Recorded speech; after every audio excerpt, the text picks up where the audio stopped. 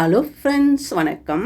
Welcome to Sarguna சமையல். இன்றைக்கி நம்ம சேனலில் வெங்காயம் வச்சு அருமையான சுவையில் சைடிஷ் ரெசிபி தாங்க பார்க்க போகிறோம்.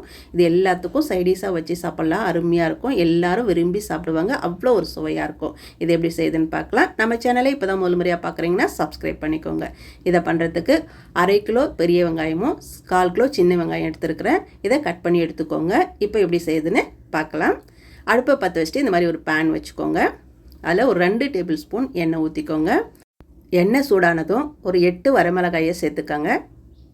சேர்த்துட்டு இந்த வரமிளகாயை நல்லா அந்த எண்ணெயிலே வறுத்துட்டு இந்த மாதிரி எடுத்து வச்சுக்கோங்க.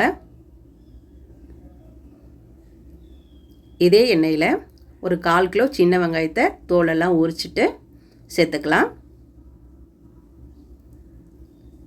இந்த வெங்காயம் பார்த்திங்கன்னா ஒரு 30லேருந்து 40 வெங்காயம் இருக்கும். கூடவே ஒரு 7 பல்லு பூண்டு சேர்த்துக்கிறேன்.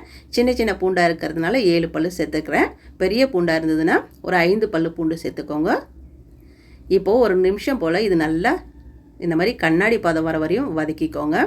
இப்போ வெங்காயம் நல்லா வதங்கிடுச்சு. இப்போ கட் பண்ணி வச்ச பெரிய வெங்காயத்தை சேர்த்துக்கலாம். 5 பெரிய வெங்காயத்தை இது மாதிரி ஸ்லைஸாக கட் பண்ணிவிட்டு சேர்த்துக்கோங்க. இந்த வெங்காயத்தோட பச்சை வாசனை போகிற மாதிரி இந்த மாதிரி வதக்கி எடுத்துக்கோங்க. இப்போ வெங்காயம் நல்லா வதங்கிடுச்சு. இப்போ இது கூடவே ஒரு சின்ன நெல்லிக்காய் அளவு புளி, கூடவே 1 டேபிள் ஸ்பூன் காஷ்மீரி மிளகாய்த்தூள் சேர்த்துக்கோங்க. காஷ்மீரி மிளகாய்த்தூள் இல்லைன்னா ஒரு 1/2 ஸ்பூன் தனி மிளகாய்த்தூள் சேர்த்துக்கோங்க. கூடவே ஒரு 1/4 ஸ்பூன் மஞ்சள் தூள் சேர்த்துட்டு இந்த மிளகாய்த்தூளோட பச்சை வாசனை போகிற வரையும் நல்லா வதக்கி எடுத்துக்கலாம்.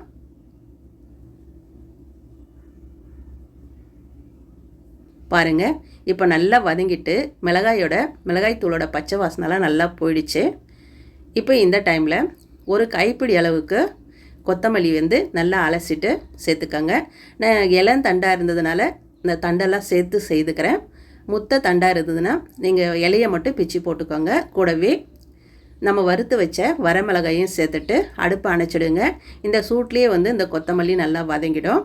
அடுப்பை அணைச்சிட்டு நல்லா ஆறட்டும். கொஞ்ச நேரம் இது மாதிரி கலந்து விட்டுட்டு ஆற வச்சுடுங்க.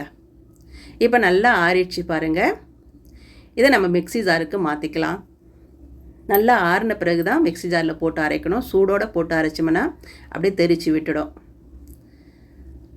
இப்போ நம்ம வெங்காயத்தை மிக்ஸி ஜாரில் சேர்த்துக்கலாம்.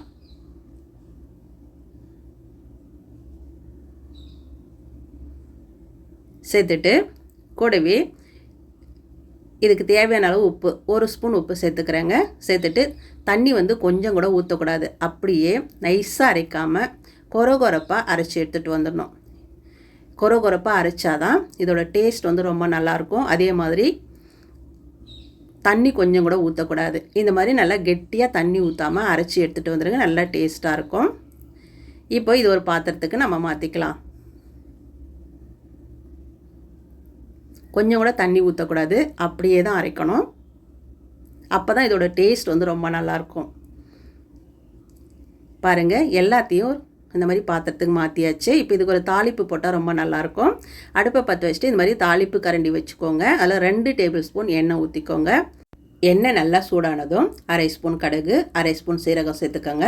கூடவே 1/4 ஸ்பூன் உளுந்தும் 1/4 ஸ்பூன் கடலைப்பருப்பும் சேர்த்துட்டு நல்லா பொரிஞ்சதும் 1 கொத்து கறிவேப்பிலையை உருவி போட்டுட்டு நல்லா பொரிஞ்சதும் எடுத்து அப்படியே அதில் சேர்த்துடலாம். அவ்வளோதாங்க. இதை கொட்டிட்டு அப்படியே ஒரு முறை நல்லா கலந்து விட்டுருங்க. அவ்வளோதாங்க.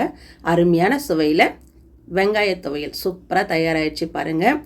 இதை பார்த்தீங்கன்னா சுட சுட இட்லி, தோசை, சப்பாத்தி, சுட சுட சாதம், சுட சுட களி எல்லாத்தோடையும் சேர்த்து சாப்பிட்றதுக்கு அருமையாக இருக்குங்க. தயிர் சாதத்துக்கு சைடிஷாக வச்சு சாப்பிட்றதுக்கு கூட நல்லாயிருக்கும். இன்றைக்கி சுட சுட தோசையோடு சாப்பிடும்போது அவ்வளோ ஒரு அருமையாக இருந்ததுங்க. ரொம்ப நல்லா இருந்துச்சு. எல்லோரும் கேட்டு விரும்பி சாப்பிட்டாங்க. அவ்வளோ சூப்பராக இருந்துச்சு. நல்லா சுவையாக இருந்தது. இதே மாதிரி நீங்களும் ட்ரை பண்ணி பாருங்கள். ட்ரை பண்ணி பார்த்துட்டு எப்படி வந்ததுன்னு கமெண்ட்டில் சொல்லுங்கள். இந்த வீடியோ பிடிச்சதுன்னா சர்குணா சமையலுக்கு சப்ஸ்கிரைப் பண்ணுங்கள், லைக் பண்ணுங்கள், கமெண்ட் பண்ணுங்கள். மறக்காமல் உங்கள் தெரிஞ்ச உங்களுக்கு நிறைய ஷேர் பண்ணுங்கள். அப்படியே பக்கத்தில் இருக்க பெல் பட்டனையும் அழுத்தி விடுங்க. நன்றி, வணக்கம்.